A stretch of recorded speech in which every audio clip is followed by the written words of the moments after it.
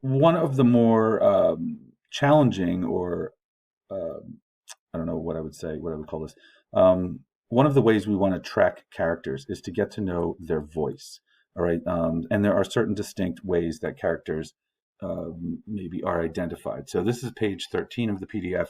Like I said, this is back where um, I had mentioned that the action of the chapter, which is in blue here, is basically just Darl has arrived after that walk up the path.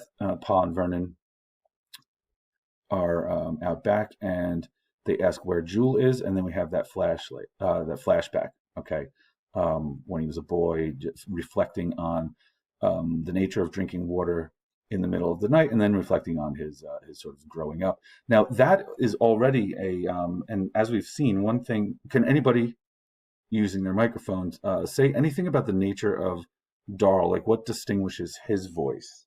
Is there anything about him that sounds different than the other characters that stands out? All right. Nobody? Nobody?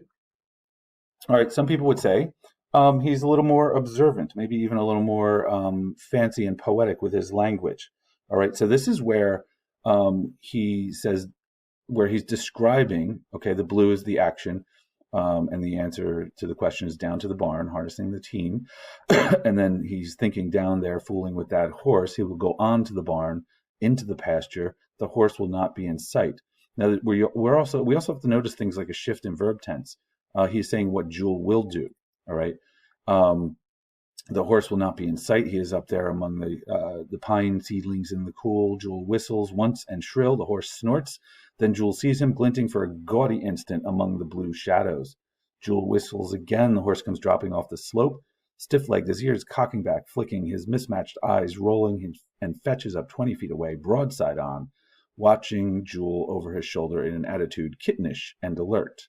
All right, that should stand out to you as very different than maybe the way Jewel speaks or Ants speaks. We haven't had a chapter from Ants yet, but we've heard his dialogue. Um, and what I've highlighted in pink here are I just yellowed Jewel's verbiage, his dialogue, because he only speaks a couple of times in this description. But the type of imagery, so I'm using pink for imagery again. He moves, moving that quick, his coat, the horse's coat, bunching, tongues swirling like so many flames. With tossing mane and tail and rolling eye, the horse makes another short, curvetting rush and stops again, feet bunched, watching Jewel. If you don't know what curvetting means, then this illiterate farmer from the early 20th century in Mississippi has an outstanding vocabulary, right? It is something that seems beyond his education and place, right? So we want to make note of that. Jewel walks steadily toward him, his hands at his side. Save for Jewel's legs, they are like two figures carved for a tableau, savage in the sun. Anybody know this word, tableau, from AP Art or something? Anyone? Anyone? I can't see anybody. You have to just speak. Okay. A tableau is like a a scene that is the pieces are all laid together. Usually, it's like a literally a table in French, but like a still life, something in art. It is a setup, like a still life in art, something that is put together, and the figures are carved. So he's using art language to as analogous as analogies to describe what he's seeing. Right, and this is very violent, by the way. The horses come running at him. He's kind of untamed. When Jewel can almost touch him, the horse stands on his hind legs and slashes down at Jewel. Then Jewel is enclosed by a glittering maze of hooves as by an illusion of wings.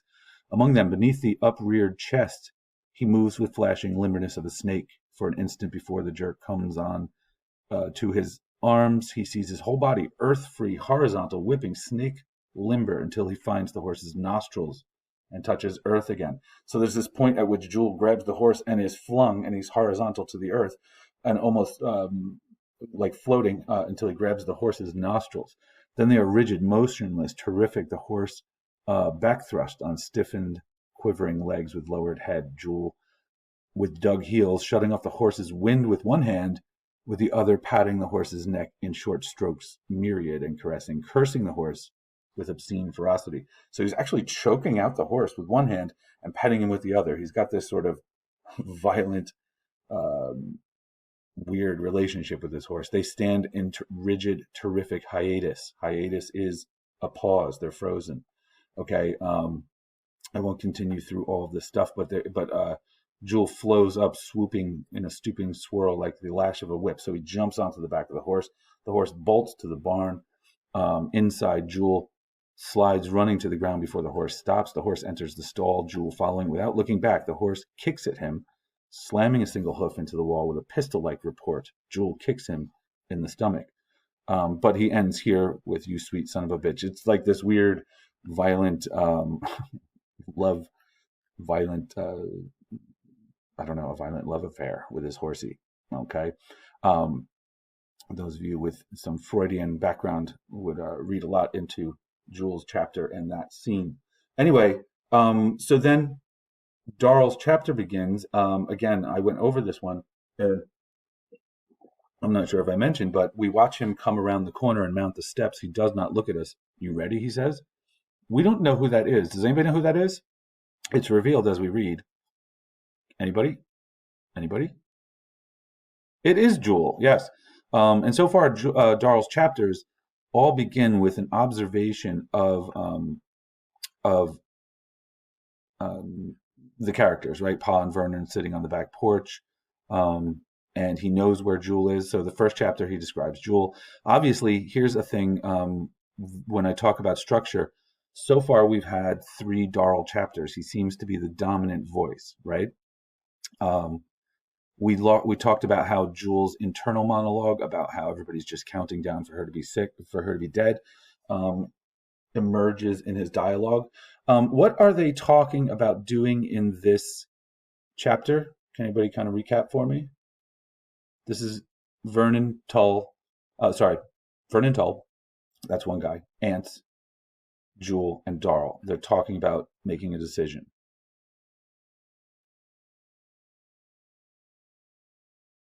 Right. So just to be clear, and you might make a note of this, it is Tull's lumber that he will pay them $3 to deliver. The concern is that Addie might die while they're gone. All right. So Pa comically doesn't make any decision in this conversation. All right. And we don't know where it quite ends, except that Darl keeps saying it means $3. I say, "Do you want us to go or not, Pa?" And Pa rubs his knees. "We'll be back tomorrow by sundown." All right. And then there's this recurring image associated with ants that he keeps looking out over the land. He rubs his knees. He gazes out across the land, just rubbing his knees. He's just kind of sitting there chewing his tobacco with no teeth. All right. And then at the end, I've highlighted in green some physical action. All right. So the last statement on the topic is "by sundown now," Pa says. I would not want to keep her waiting, because Pa wants to take her in their own wagon, and he wants the kids to be there when she dies, but he also wants the $3. Jewel glances back, then he goes on around the house. I enter the hall, hearing voices before I reach the door. Tilting a little down the hill, as our house does, a breeze draws through the hall, all the time upslanting. A feather dropped near the front door will rise and brush along the ceiling, slanting backwards until it reaches the down-turning current at the back door. So with voices. As you enter the hall, they sound as though they were speaking out of the air about your head. So physically tracking the action, this is where Darl goes into the house, right? We had Cora observe that when Kate kind of blushed and grabbed her jewelry. Someone comes through the hall. This is page 11. It is Darl. He does not look in as he passes the door. Eula watches him as he goes on and passes from sight again toward the back. Her hand rises and touches her beads lightly, and then her hair. When she finds me watching her, her eyes go blank. So Darl this is the connecting point, all right, physically, in terms of the action. We have all these chapters between her and then Darl's action catching up to it. Okay. Now we have Cora again, and she's narrating what happened when Darl came in. It was the sweetest thing I ever saw. Now, one of the questions I ask you to in the study guide is to track Cora's opinion of the characters. This will help us later. Again, we have to read the book as if we're reading people. They don't tell us often or sometimes there's contrast between what they're saying and what they're thinking. But here's our chorus thoughts. It was the sweetest thing I ever saw. It was like he knew he would never see her again. That Aunt Bundren was driving him from his mother's deathbed, never to see her in this world again. Who's she talking about? That's right, it's Darl. We can tell in the next sentence. I always said Darl was different from those others. I always said he was the only one of them that that had his mother's nature, had any natural affection. Not that Jewel, the one she labored so to bear and coddled and petted so, and him flinging into tantrums or sulking spells, inventing devilment to devil her till I would have frailed him time and time. What's she saying about Jewel? How did Addie treat Jewel, and how did Jewel behave?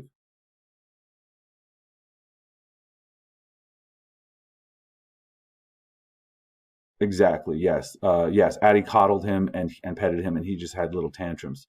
And so here we are at her deathbed, and she's saying not him to come and tell her goodbye, not him to miss a chance to make that $3 extra at the price of his mother's goodbye kiss. A Bundren through and through, loving nobody, caring for nothing except how to get something with the least amount of work. Now, notice how she feels about the Bundrens, even though she's there, and saying nice things about how Addie's the best baker and she'll be fine. Mr. Tull says Darl asked them to wait. He said Darl almost begged them on his knees not to force him to leave her in her condition, but nothing would do but Ants and Jewel must make that $3. Nobody that knows Ants could have expected different. But to think of that boy, that Jewel, selling all those years of self-denial and downright partiality, they couldn't fool me. Mr. Tull says Mrs. Bundren liked Jewel the least of all, but I knew better. Tell me something. What's the contradiction here in the reportage, in the story?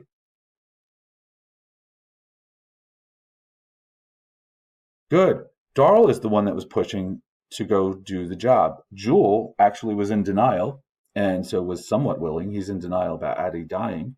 So for some reason, Mr. Tull has supported her view of Darl as the one that loves Addie the most and Jewel as the brat who doesn't. Now, we've also been inside Jewel's head, right? That one chapter where he wants to be on a mountain holding his mommy and smashing everybody in the face with rocks. So that's one of the things that I'm saying. We have to see this contradiction where Cora is reading the characters, misreading their relationships. And we have to be able to identify that outside of her. And so here is a conversation that she has with Mr. Tull that I'll just kind of explain because I don't want to spend too much time. Addie wants to be buried with her paternal family, meaning her father and her mother. You're supposed to be buried with your husband. That would be the traditional thing, and that's what Cora is objecting to. And now here we have her observing the scenario again. And one of the things that I should have highlighted is Addie and her pride. And we have to dig into this. Again, she sees the world through a very religious view, and it's kind of puritanical. To be proud is to, in this case, maybe not be so religious, so deferential to the rules of church and thinking of God all the time. Lying there with her head propped so she could watch Cash building the coffin, having to watch him so he would not skimp on it like as not.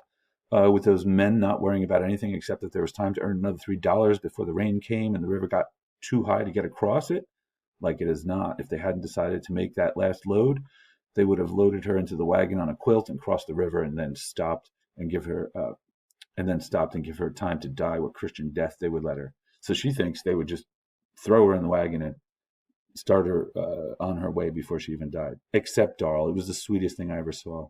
This is him coming in. Sometimes I lose faith in human nature for a time, and I am assailed by doubt, but the Lord always restores my faith and reveals to me his bounteous love for his creatures. Not Jewel, the one she had always cherished, not him. He was after that extra $3. It was Darl, the one that folks say is queer, lazy, pottering about the place, no better than ants. With Cash, a good carpenter, always building more than he can to get around to, and Jewel always doing something that made him some money or got him talked about, and that near naked girl always standing over Addie with a fan so that every time somebody tried to talk to her and cheer her up, she would answer for her right quick, like she was trying to keep anybody from coming near her at all. Okay, so there's that observation of her again with the fan going crazy. That's Dewey Dell, all right, and she keeps just being enamored with Darl and says that he came to the door and stood there looking at his dying mother. He just looked at her, and I felt the love. So she sees him staring at his mom and like fills in all of this. Now, I wanted to get to this point. What you want, Darl? Dewey Dell said, not stopping the fan.